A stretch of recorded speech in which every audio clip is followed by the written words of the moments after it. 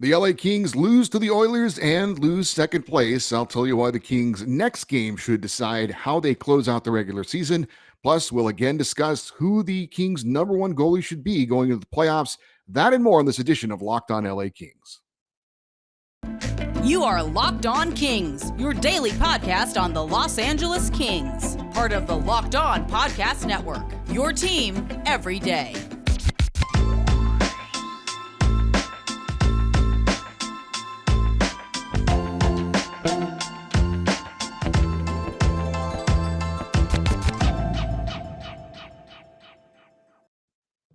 Hey, Kings fans, welcome to Locked On LA Kings, your team every day, part of the Locked On Podcast Network. Thanks for making Locked On LA Kings your first listen every day. We are free and available wherever you get your podcasts and on YouTube.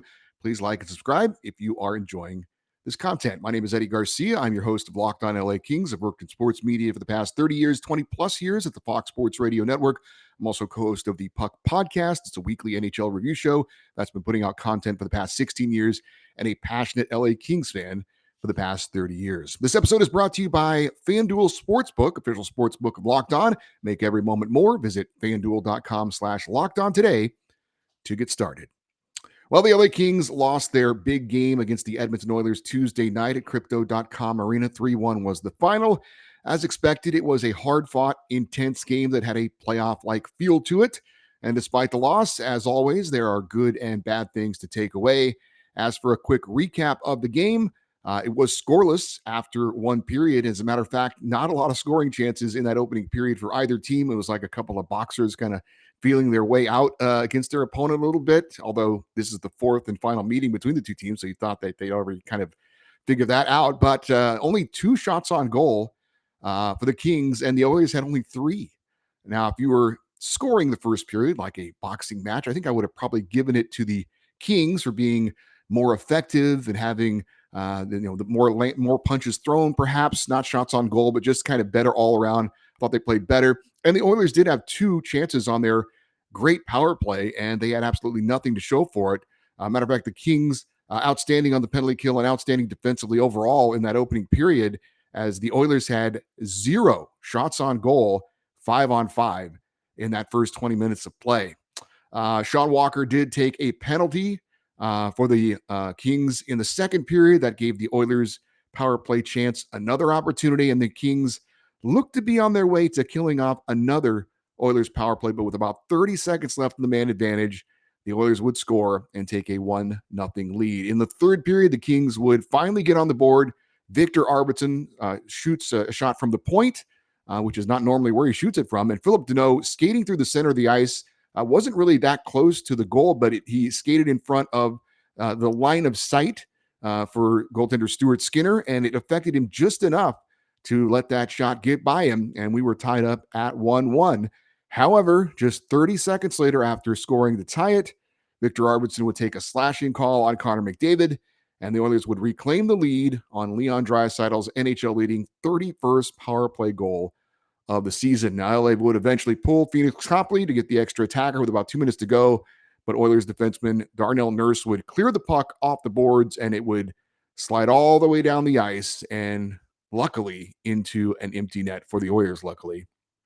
And that was the final. Edmonton gets the 3-1 victory. Now, I'm going to be honest about this. I am 53 years old, but sometimes I think I'm 13. I mean, look, I was not happy after the game. I was grumpy. And that's just part of being a passionate fan. You know, I may be older, but I still obviously have a passion to see the Kings do well. Obviously, I'm not a big fan of the Oilers. Matter of fact, I'm growing to hate them quite a bit, although they are, you got to give credit where credit is due. They have a very good team and 2 incredible players. But I was pretty grumpy, and I felt like it was going to affect my analysis and critique of the LA Kings. So I did something that I do on occasion, and I went back and watched the game. And obviously, I knew the outcome. I knew what was going to happen, and I was able to take my emotions out of it and kind of give it a more honest effort as far as evaluating what the Kings did. And there were things to like about what the Kings did. They were taking on arguably the best team in the NHL right now. Now, Boston has been the best team all season, but right now the Oilers are playing just as good as any team in the NHL. And it was tied 1-1 with 7 minutes to go. It was pretty much anyone's game at that point. The Kings were right there. They played well, but not well enough to get the win. So I'll use the line I've used many times when I have felt like the Kings have played well, but in the end lost, and that was to be disappointed, but not discouraged. The Kings are 2-2 against the Oilers this season. However, they have lost the last two meetings all within the last week by scores of 2-0 and 3-1. It's not like the Kings are getting blown out again by arguably the top team in the NHL right now. So let's start with the biggest factor in this game, and it's what everyone knows. There's not a lot of secrets when you have division rivals, when you've had teams facing each other that just faced each other in a 7-game playoff series last year, and that of course is the Oilers' power play. Both their goals against the Kings in the loss, while the Kings had a goalie in net, came on the man advantage. The Oilers are going to get their opportunities. It's not realistic to think that you can play a team like Edmonton and not be physical and not be disruptive with your sticks, but you got to be smart about it. I know it's easy to say, stay out of the box. Well, again, easier said than done. It's the type of penalties you take when you take them and if you're able to kill them off. So obviously you want to stay out of the box as much as possible if you're playing this Oilers team. And when you do give them a man advantage, do your best to kill off those penalties. So that's what the Kings have done, I think, for the most part this season against the Oilers. Again, be disruptive, get your stick on their stick, but you can't get it up into their midsection. You can't get it up into their hands. You can't do any obvious slashes or holds. And if you do take a penalty, make it in the defensive zone and not in the offensive zone. As for the game-winning goal, talked about Victor Arvidsson taking that penalty.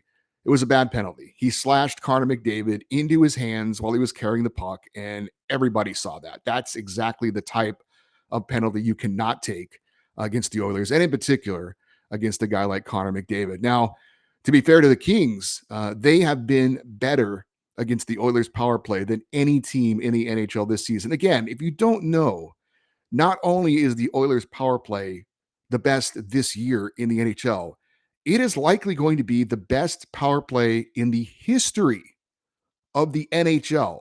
All right. Right now, they are operating at 32.7%. So, what does that mean? 32.7% of the time, when the Oilers get a power play, they're going to score a goal. Again, that leads the NHL, but historically, the best power play percentage by an NHL team in a single season was 31.9 by the 1977-78 Montreal Canadiens. Again, the Oilers are at 32.7. Leon Draisaitl, who scored the game-winning goal for the Oilers last night, has 31 power play goals. That's more goals than your average player gets, even straight, shorthanded power play, whatever. The NHL record for most power play goals in a season is 34 by Tim Kerr of the Flyers back in the mid-'80s. When it's all said and done, Leon Draisaitl might be the greatest power play goal scorer for one season in the history of the NHL. So that's what the Kings are going up against. Again, it's not just a good power play now, it's a good power play for all time in NHL history. That said, the Kings have by far been the most effective team killing off penalties and containing the power play of the Oilers than any other team in the NHL. The Oilers this season against the Kings have 2 power play goals in 13 opportunities. Now, unfortunately, those 2 goals did come in the last game, but that's 15.3% that the Oilers power play is working against the Kings. Again, the Kings handle the Oilers power play better than any other team in the NHL. It doesn't mean that it's still not lethal at times, but if the Kings end up playing the Oilers in the playoffs, that's certainly something the Kings can look to as one of the reasons why they might be able to beat the Oilers in the playoffs. Now, we talk about the Oilers power play, but the Kings power play has to be better. We talked about it at the beginning of the season. What were some of the keys for the LA Kings to be better this season than they were a season ago? And the power play was right at the top of the list amongst the top things that needed to be addressed, if not the number one thing. The power play has been better for the LA Kings. Since the trade deadline, the Kings have the second best power play in the NHL, only to the Oilers. The Kings are at 26.9%. That's great. But again, it has to be effective. It has to be noticeable. It has to be a factor when they play big games. And it wasn't last night. 4 power play chances for the Kings last night equaled 0 goals. Now, the power play, is it significantly affected by the fact that Kevin Fiala and Gabe Velarde are not out there? There's no question. But regardless, it still has to be at least some sort of a factor in the Kings, especially when they play the Oilers. Last year in the playoffs, it was a lopsided, clear advantage for Edmonton. Their power play was dominant and the Kings was bad. Now, this year, the Oilers still have a dominant power play, but the Kings have been good, if not very good, on the power play. But that has to show up in these games, especially head to head against Edmonton. Where in the playoffs last year it was a gigantic advantage for the Oilers. This time around, it only needs to be a small advantage for the Oilers. The Kings power play has to show up. It has to, if the Oilers score 2 power play goals, the Kings need to get 1 to try and balance things out. That wasn't the case last night, and that was another factor. But again, going forward, if the Kings meet up in the postseason with Edmonton, that power play has to at least give the Kings something. It didn't give them anything last night, and that was part of the reason why the Kings came up short. Also a factor in last night's game, the top players showing up. It did for the Oilers, and it wasn't for the Kings. Connor McDavid didn't score a goal, but all things considered, the Kings have done a pretty good job overall against Connor McDavid, as well as you can against the greatest player in the world, the MVP of the league by far this year. But in this big game, in a close game tied 1-1, McDavid draws the power play and ends up assisting on the game-winning goal on the power play. Leon Draisaitl scored that power play goal. That was the game-winning goal. The 2 big guns for the Oilers showed up last night. For the Kings, they don't have a Connor McDavid. They don't have a Leon Draisaitl, but they have an Adrian Kempe. And he had a couple of great chances. He's the Kings' leading goal scorer. He has to be a factor in these big games. And I thought he had 2, if you don't want to say grade A, I'll say grade B scoring opportunities in the game. Vladislav Gavrikov gave him a nice feed in the first period. He had a great scoring chance, missed the net. And then in the second period, he had kind of a partial break-in, and he couldn't score on that one either. So, again, the Oilers stars showed up last night in this huge game, and the Kings didn't. Andrei Kopitar, Adrian Kempe, the top line needs to be a factor. It really wasn't. And again, the Kings only got 1 goal. But like I said, when you have those scoring chances like Adrian Kempe had, and you're the top goal scorer for your team, you got to come through for your team. And unfortunately, he did not do that. Going forward, again, if the Kings face the Oilers in the playoffs, Kempe has to be a factor. He has to be someone who scores 3 or 4 goals in a series to at least try and negate some of the stars for the Edmonton Oilers. The Kings, again, are they missing Gabe Velarde? Are they missing Kevin Fiala? Are they missing Mikey Anderson? There's no doubt. And those guys could have certainly helped out a lot last night, but we'll see. Hopefully they'll be ready to go in case there is a rematch in the playoffs. But right now, again, the Kings power play has to give them something. The top players like Adrian Kempe have to give them something, or else they're not going to be able to overcome that Oilers power play or those star players. But that was the case last night. But the Kings, again, were still right there late in the game. So I think you could be encouraged by that. I think you can be encouraged by the fact that the Kings certainly were in this game without some of their top players. But in the end, a rematch, if it happens against Edmonton, and it looks like it's probably going to happen. Again, power play got to be better. Star players got to step up. And hopefully with the additions of some of the guys who have been hurt, that could be the difference. Because the Kings are right there with the Oilers. And again, they are arguably the top team right now in the NHL. So, yes, disappointed. We couldn't get the win, especially on home ice. But I don't think we need to be completely discouraged. Like, oh, we can't beat the Oilers. I think they can beat the Oilers, but it's going to take better than what they were able to give last night. Speaking of playoff-like atmosphere and the Kings giving as good as they're going to get, I thought the Kings, look, they're not a physical team. We know this. But the Kings were, I don't know if the word feisty is a good word to use. They certainly weren't getting pushed around by the Edmonton Oilers last night by any stretch. I thought, like I said, the Kings were giving as good as they were getting last night against the Oilers. There were those scrums around the net, and Kings players were engaging in those things. They weren't backing down in any way from the Oilers, which is good to see. In particular, I know Alex Iafallo got kind of shoved awkwardly into the boards, went down to the ice. He immediately popped up and he went right after the Edmonton player, got his glove and his stick up in his face. They both got roughing calls and went to the box. I liked that. That was good to see. The Kings are not going to let a team like the Oilers push them around. I thought that the intensity, the more of the physical play that we're used to seeing from the Kings, I thought it was there last night for LA, and that's certainly a good thing to see. Let's get into the goaltending and how did Phoenix Copley perform in his biggest game of the season to date, and what does it mean for the goaltending situation going forward? We'll discuss that and more in just a second. But first, I want to remind you that today's episode of Locked on LA Kings is brought to you by FanDuel.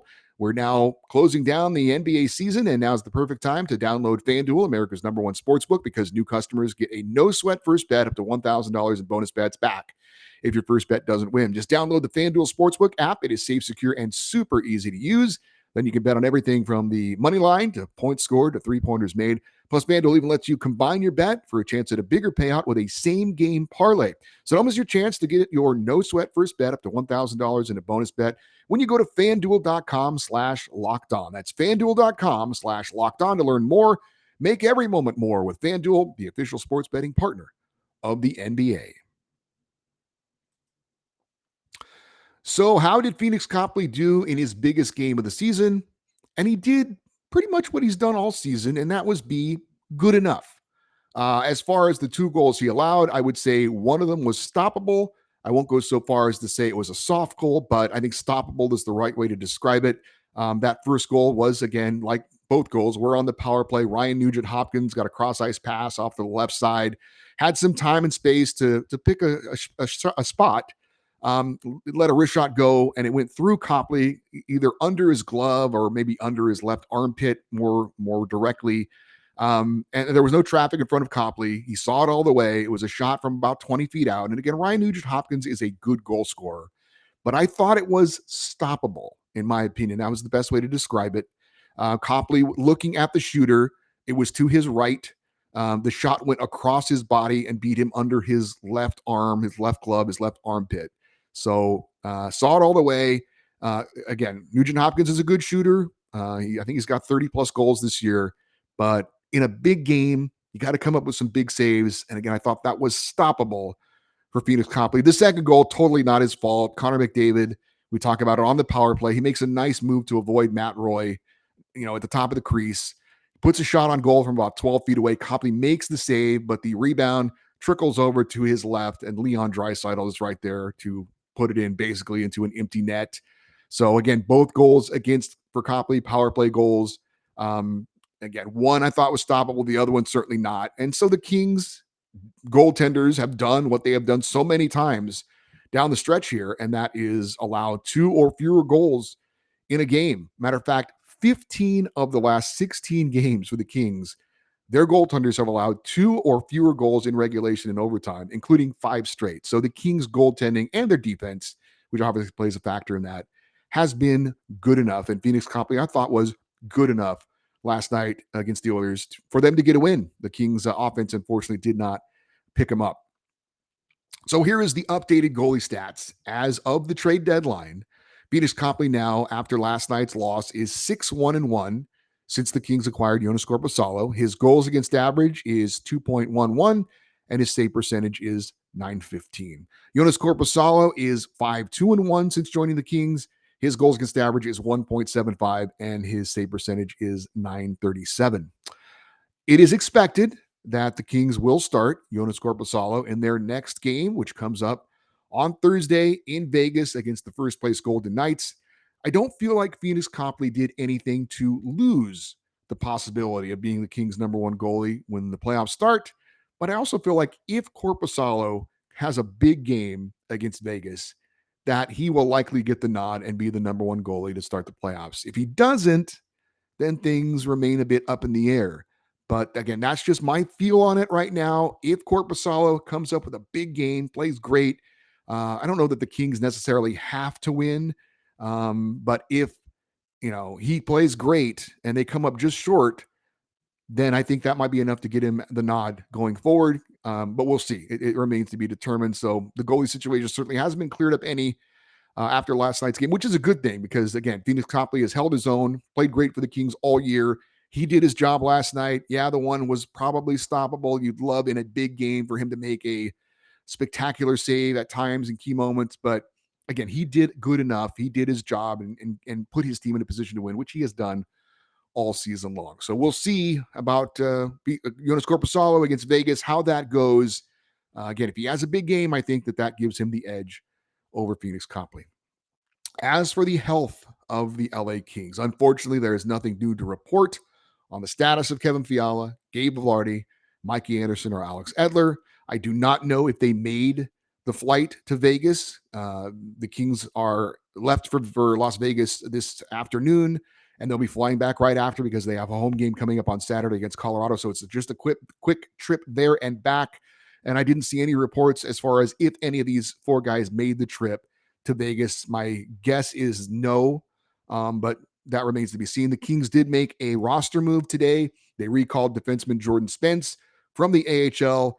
Remember, they called up Tobias Bjornfoot, who played against Edmonton. I thought played pretty well. Nothing spectacular for him, but I thought he was solid. It's kind of the typical Bjornfoot game, which I've talked about when mentioning him, off and on.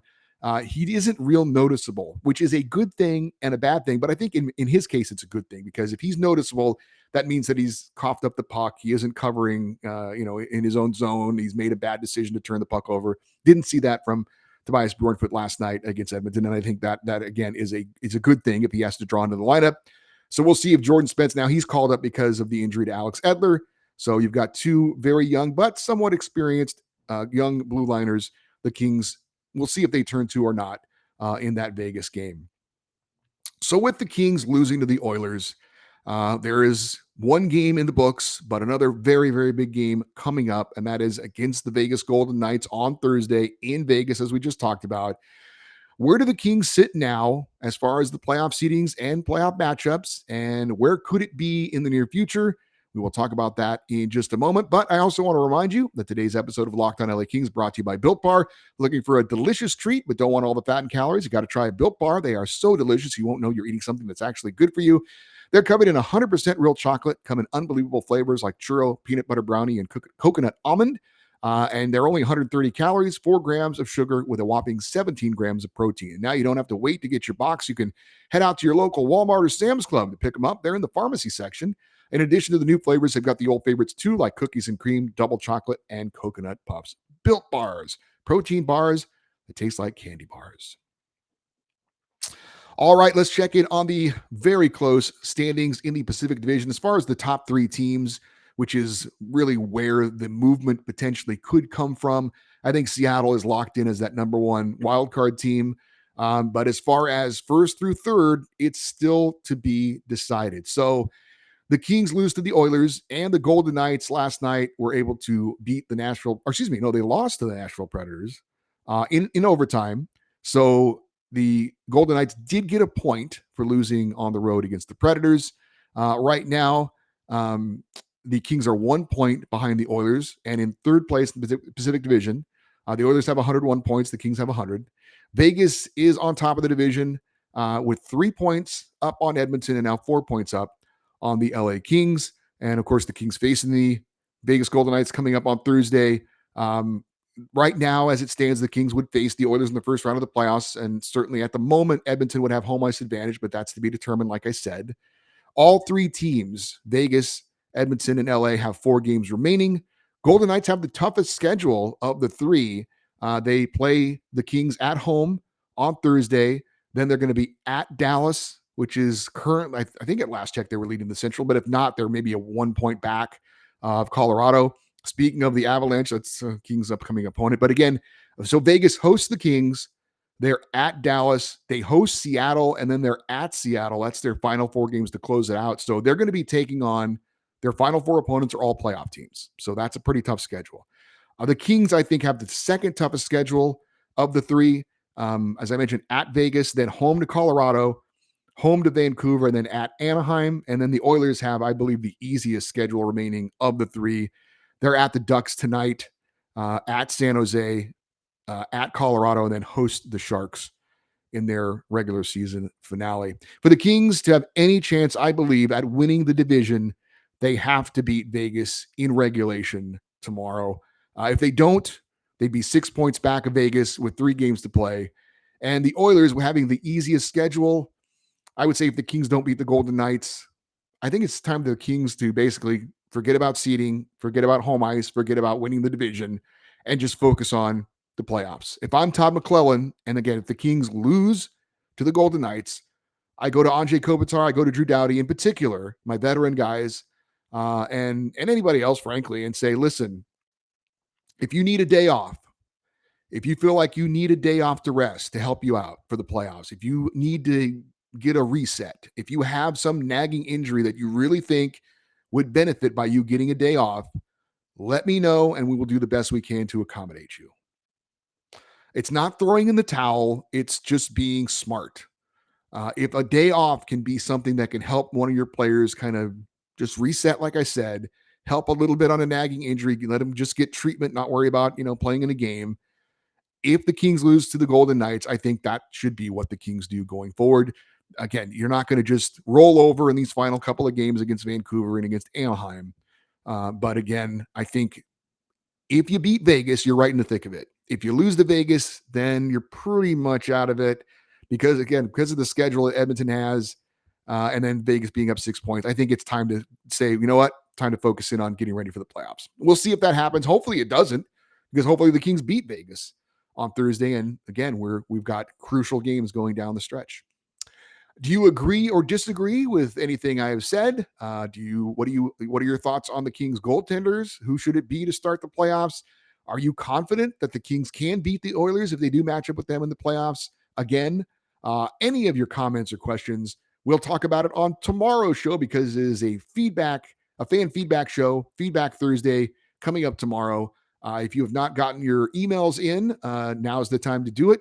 You can send me an email, lockedoneddie@gmail.com, EDDIE, lockedoneddie@gmail.com. Of course, you're watching on YouTube. You can always post your comments below. I read every comment, and I appreciate any comments that are left. Also, if you want to follow us on Twitter or at Locked On LA Kings, Instagram at Locked On LA Kings as well. Looking forward to another fan feedback show coming up on Thursday, tomorrow's show on Locked On LA Kings. Thank you for making Locked On LA Kings your first listen today. If you would like to get some more great hockey talk, make NHL Game to Game your second listen. Every moment, every top performance, every result. Locked On Game to Game covers every game from across the NHL with local analysis that only Locked On can deliver. It's Game to Game on Locked On NHL, available on the Odyssey app, YouTube, and wherever you get your podcasts. I am Eddie Garcia. I'm a little less grumpy now than I was last night, but looking forward to another big game against the Vegas Golden Knights. We will obviously talk about it on Friday's show, but I always want to thank you for listening and watching this episode of Locked On LA Kings, part of the Locked On Podcast Network. We will talk to you tomorrow. Have a great rest of your day, and as always, go Kings go.